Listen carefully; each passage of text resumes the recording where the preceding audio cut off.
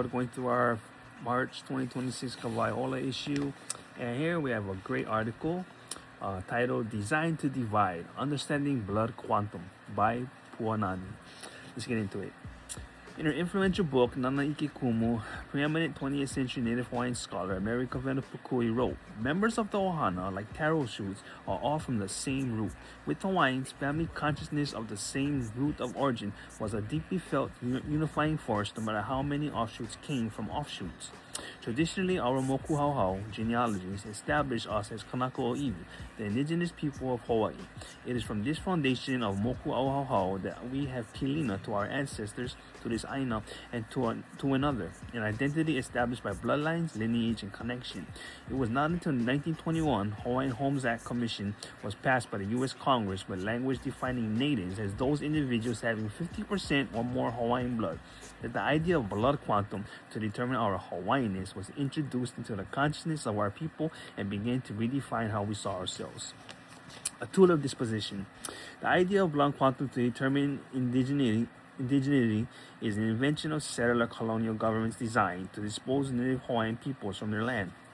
In Canada, the 1876 Indian Act, still in effect today, determines who receives status from the government. Status Indians must be 50% or more indigenous and are eligible for a variety of benefits not available to the rest of the population. Whether or not a person identifies as indigenous or practices indigenous culture and traditions is irrelevant to the designation. Mikamak, attorney and professor Pamela D. Palomotor writes, there is a long-term effect of this type of legislation, that every single First Nation in Canada effectively has an extinction date, a date when that nation's last registered Indian is born. In the American blood quantum first shows up in 1705 in Virginia when the colony adopted an Indian blood law, limiting the rights of Native Americans with 50% or more indigenous ancestry and affording greater rights to those with less than 50% ancestry. Then in 1887, Congress passed the General Atonement Act, which gave the U.S. president the power to break up communally held tribal lands into parcels of about 160 acres that were then allotted to individuals, typically heads of households. The law was designed to push Native Americans from tribal land ownership to private land ownership, ostensibly to encourage independent farming and economic prosperity. At the time, an estimated 138 to 150 million acres were under tribal authority and control. According to the Native Government Center, under the Dawes Act, the federal government used blood quantum to determine atonement eligibility and also granted Native people with lower blood quantums the ability to sell their atonements. Any unallotted surplus land, in the end about 90 million acres, was sold to non-native buyers. The federal government used this strategy to further strip native nations of their land base. In other words, the government gave portions of land already controlled by the native nations to their individual members, and when there were no more tribal members eligible to receive a land atonement based on blood quantum, the government kept the rest, about 65% of the original acreage, and sold it to non-natives. The Indian Reorganization Act of 1934 ended the forced atonement of tribal lands as the federal government changed its policy to one of recognition of tribal governments and the promotion of self-government, so long as they conform to an American model. However, it has also formalized blood quantum as the federal tool for defining Native American identity and tribal membership, replacing kinship-based membership systems. Blood quantum emerged as a way to measure Indianness through a construct of race, so that over time, Indians would literally breed themselves out and rid the federal government of the legal duties to uphold treaty obligations, explained Dr. Rule Chickasaw, an assistant professor at American University, in a 2018 NPR interview. According to the Native Government Center, the Indian Reorganization Act resulted in many Native nations adopting boilerplate constitutions developed by the federal government that included using for the first time blood quantum as the basis of tribal citizenship.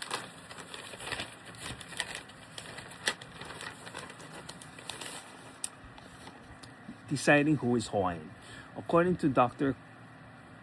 Kaunui, a professor of indigenous studies at Princeton University, the blood quantum rule operates as a technique of statecraft that undergirds the disposition noting that U.S. governmental bodies have used blood quantum classifications both historically and in the present to appropriate native lands and promote cultural and biological assimilation to the advantage of whiteness. Her 2008 book, Hawaiian Blood, Colonialism and the Practices of Sovereignty and Indigeneity, focuses on the U.S. imposition of blood quantum on Hawaiians codified in the Hawaiian Homes Commission Act of 1921. As the research documents, the legislation initially proposed by Hawaii's congressional delegate, Prince Jonah Kuhio, defined Native Hawaiians as all Hawaiians in whole or part. Members of Congress, however, were uncomfortable with an all-inclusive definition of Native Hawaiian and pushed for a new definition. Eventually, 132nd became a hypothetical example and later the newly proposed standard.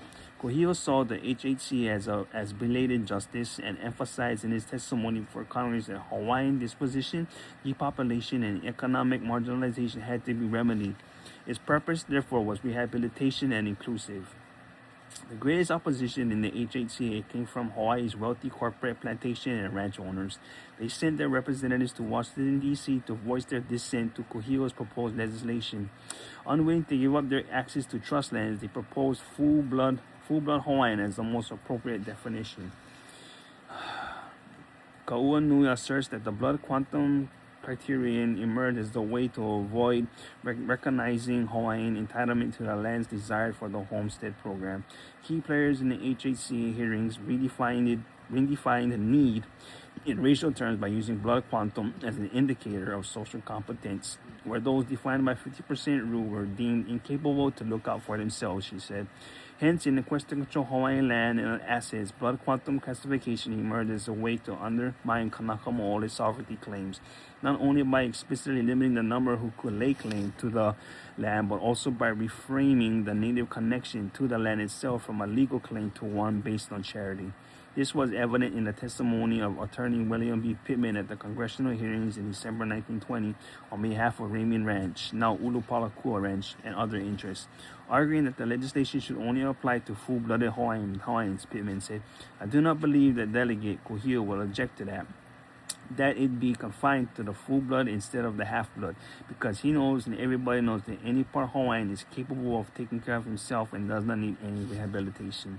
To which Kuhio replied, "I would like to see everybody get the benefit of it in Hawaii. For years past and up to the present time, the Hawaiians have never received any benefits." The proposed legislation continued to use a 132nd blood quantum to define Native Hawaiian at least through April 1921. However, after the proposal was rejected by Congress for an unrelated reason and sent back to the territorial legislature for revision, 1/8 became the new standard being debated. By the time the proposal went back to Congress, however, Native Hawaiian was defined as 50%, a compromise made between Kuhio and Hawaii Senator John H. Wise. With the elite merchant street gang in Honolulu, Kauanui said, she posits that had there been an abiding focus on Hawaiian land entitlement rather than a shift to a welfare discourse of Hawaiian neediness, genealogical descent could have remained as the way to determine Kanaka Mo'ole eligibility for homesteading, since as descendants of the kingdom, Kanaka Mo'ole could claim an equitable right to the land as their inheritance. However, she adds, neither the island representatives serving the interests of the sugar corporations nor the U.S. government intended to bolster Hawaiian claims, especially those that would call U.S. occupation into question. Kuhio's call for Hawaiian rehabilitation focused on indigenous mortality, and the HHC was originally premised on recognition of citizenship under the Hawaiian kingdom as Hawaiians grappled with unresolved land rights. But the problem was in articulating that awareness of these historical claims within the confines of American law, citizenship and racial categories, said Kauanui. Blood quantum and identity. Until 1921, Hawaiians were simply Hawaiians. After foreign contact began in 1778, the mixed-race children of Hawaii mothers and mostly European fathers were raised Hawaiian and fully integrated into Hawaiian society. Hawaiian identity was based on lineage and cultural norms rather than racial reckoning. Thus, many Hawaiian children of mixed ancestry were not even aware of their mixed ancestry, especially if they were Hanai. Today, despite the imposition of blood quantum on the Hawaiian psyche for the past 100 years, in most instances, one's appearance or estimated blood quantum is not an exclusionary social factor because of the importance of genealogy and pilina within the Hawaiian community. Indeed, nearly every Hawaiian family today includes members who qualify and don't qualify as Native Hawaiian under the federal definition. Reflecting on the negative impacts of blood quantum on our Lahui, Papo Ola Lokai CEO Dr. Daniels observed that it becomes a have or have not question. I think we talk about blood quantum, people get really stuck around what does it mean for me? How do I benefit? She acknowledges that we need spaces as OEV to talk through the eha pain associated with the blood quantum label and the way it has divided us. We come from strong people, so why are we still focused on how disparate we are? We know our moku how. It is about having koko, it's blood. If someone tells me they're Kanaka, I'm going to take that at face value. I'm not going to ask to see their documents, as it suits their needs. In discussing blood quantum as a colonial invention used to acquire land, wealth, and power, it is important to point out the glaring contradiction between the imposition of blood quantum policies on indigenous peoples as distinct from black Americans. While the federal government has consistently imposed minimum blood quantum requirements on indigenous people to establish them as native, any amount of African blood was enough to establish someone as black.